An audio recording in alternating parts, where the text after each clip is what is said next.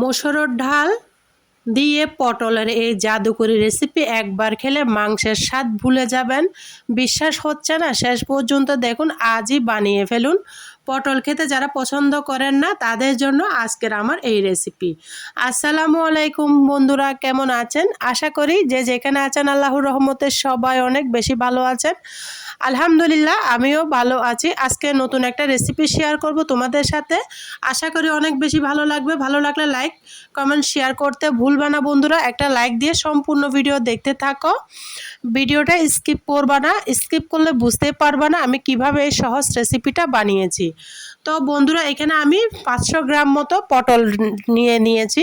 পটলগুলোকে আগাগোড়া কেটে নিচ্ছি, তোমরা হয়তো দেখেই বুঝতে পারতেছ।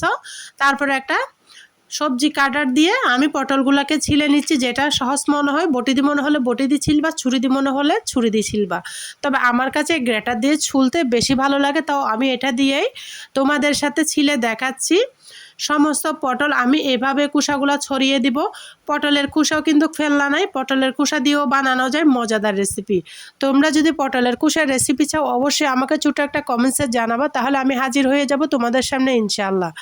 তো বন্ধুরা, সমস্ত পটল আমি এক এক করে এইভাবেই ছুলে নিব। তোমরাও বটি দিয়ে ছুরি দিয়ে যেটা দিয়ে পারো এইভাবে সুন্দর করে ছিলে নিবা। জাকানাকা করে পটলগুলো ছিলে নিলে খেতে অসাধারণ লাগে। কার কার পটল পছন্দ অবশ্যই ছোট একটা কমেন্টসে আমাকে জানাবা।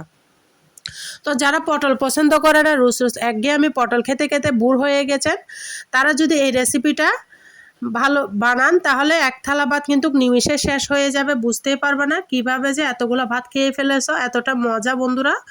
তো পটলগুলোকে দেখতে পারতেছো, আমি সমস্ত পটল তোমাদের সাথে কথা বলতে বলতে এভাবে সমস্ত পটল ছিলে নিয়েছি। দেখতে পারতেছো আমার পটলগুলা চিলা হয়ে গিয়েছে। আমি কুসা আর পটল একসাথে নিয়েছি, তো এগুলোকে আলাদা করে নিতে হবে।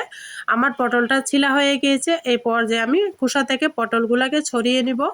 ও বন্ধুরা, পটলগুলো কিন্তু আমি আগে থেকে একটু করে ধুয়ে নিয়েছি, তবে কাটার পরেও আরেকটু ধুতে হবে, যেহেতু সবজিতে একটা কষ থাকে সেই জন্য।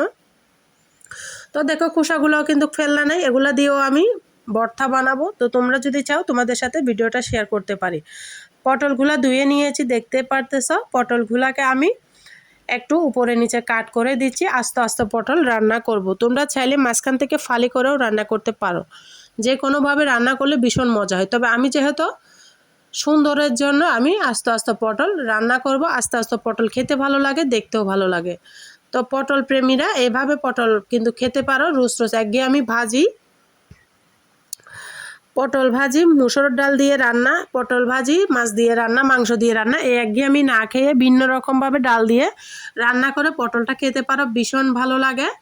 তো দেখো বন্ধুরা, পটলটা আমার পরিষ্কার করে কেটে কুটে নিয়ে চলে আসলাম তোমাদেরকে নিয়ে কিচেনে বসিয়ে দিলাম একটা প্যানটা বসিয়ে দিয়ে পর্যাপ্ত পরিমাণের তেল দিয়েছে। এই রেসিপিটা একটু তেলটা বাড়িয়ে দিলে খেতে ভীষণ ভালো লাগবে। তোমরা একটু তেলটা বাড়িয়ে দিবা বন্ধুরা। আমরা ভোজন রসিক, তেল মশলা বাড়িয়ে খেতে যারা পছন্দ করে তারা বলতে পারো আজকের এই সহজ রেসিপিটা। তো আমি পটলগুলোকে তেলের মধ্যে ঢেলে দিয়ে দিলাম স্বাদ মতো লবণটা দিয়ে জাকানাকা করে আমি নাড়াচাড়া করে দিচ্ছি। দেখতে পারতেছো, তোমরাও এভাবে নাড়াচাড়া করে দিবা। পটলগুলো ভেজে রান্না করলে ভীষণ মজা হয়। যে কোনো সবজি ভেজে রান্না করলে বেশি খেতে ভালো লাগে। তো আবারও দিয়ে দিলাম আমি এখানে হলুদটা দিয়ে আমি আবারও নাড়াচাড়া করে দিচ্ছি, যেন মশলার পটলের সাথে লবণ হলুদটা একদম জড়িয়ে ধরে যায়, সেইভাবেই নাড়াচাড়া করে দিচ্ছি। দিয়ে আমি ঢাকনা দিয়ে ডেকে দিব পটলটা ভাজি করার জন্য। এভাবে ঢাকনা দিয়ে ভেজে নিলে তো পটলগুলো অনেক তাড়াতাড়ি সিদ্ধ হয়ে যায়। তারপর পটলগুলো বাছতে দিয়ে আমি এদিকে চলে আসলাম মুসুরের ডাল। এখানে হাফ কাপ মুসুরের ডাল নিয়েছি।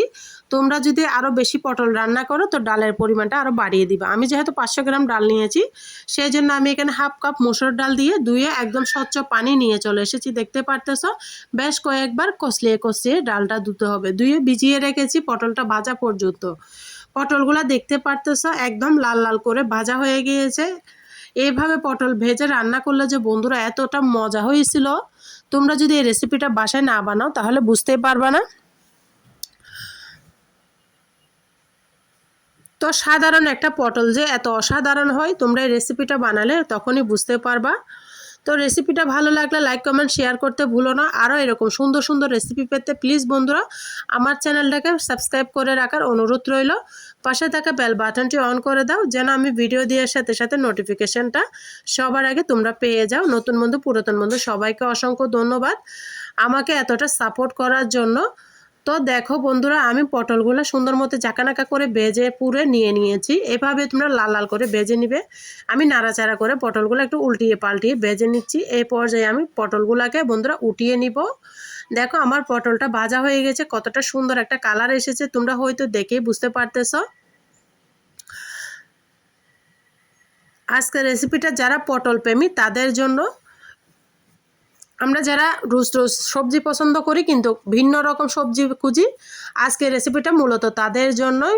একদম সহজ ওয়েতে সাধারণ রেসিপি, খেতে হবে অসাধারণ। হাতের কাছে থাকা মশলা দিয়ে কিন্তু আজকের আমার এই রেসিপিটা বানাবো। তো এখানে আমি নিয়ে নিয়েছি রসুন 2 কোয়াকে সুন্দর করে ফালি করে দিয়েছি আমি। দিয়ে একটু লাল লাল করে যখন সুন্দর একটা স্মেল আসবে তখনই আমি দিয়ে দিব তেজপাতা 2টা মাঝখান থেকে ছিঁড়ে। তারপর দিয়ে দিয়েছি একটা এলাচ। দিয়ে আমি সুন্দর গ্রান যখনই আসবে তখনই আমি দিয়ে দিয়েছি এখানে পেঁয়াজগুলোকে সুন্দর করে ভেজে নেবে। এখানে আমি বড় সাইজের একটা পেঁয়াজ দিয়ে দিয়েছি। তোমরা চাইলে আরও বেশি করে পেঁয়াজ দিয়ে এই রান্নাটা রান্না করতে পারো। তবে আমার কাছে অত বেশি মশলা দিলে সবজিটা ভালো লাগে না, তাই আমি অল্প দিয়েই দেখাই।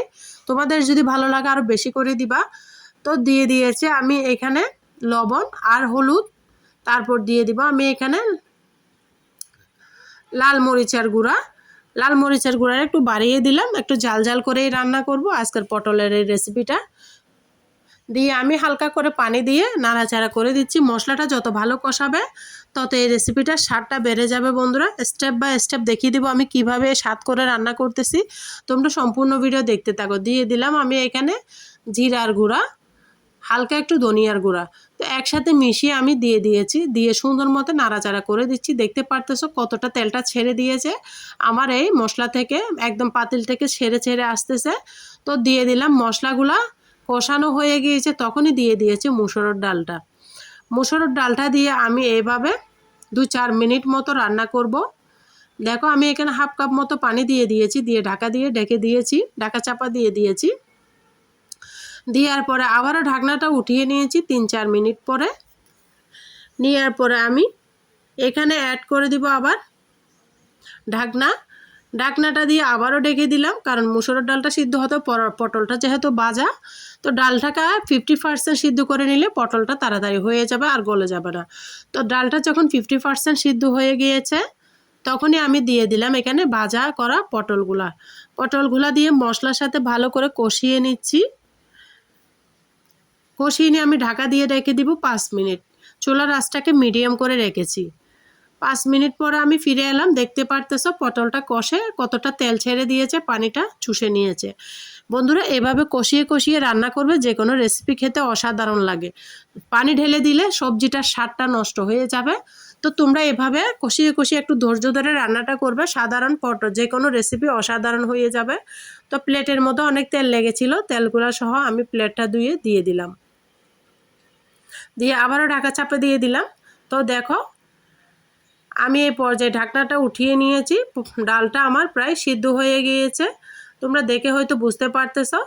দিয়ে দিচ্ছে আমি এখানে ঝোলের জন্য পানি। ওই পানি দিয়ে আমি ডালটাকে কষিয়ে নিয়েছি। এই পানিটা দিয়েছি শুধুমাত্র ঝোলের জন্য। দিয়ে দিয়েছি কয়েকটা কাঁচা মরিচ মাঝখান থেকে কেটে। দিয়ে আবারও ঢাকা চাপা দিয়ে দিলাম।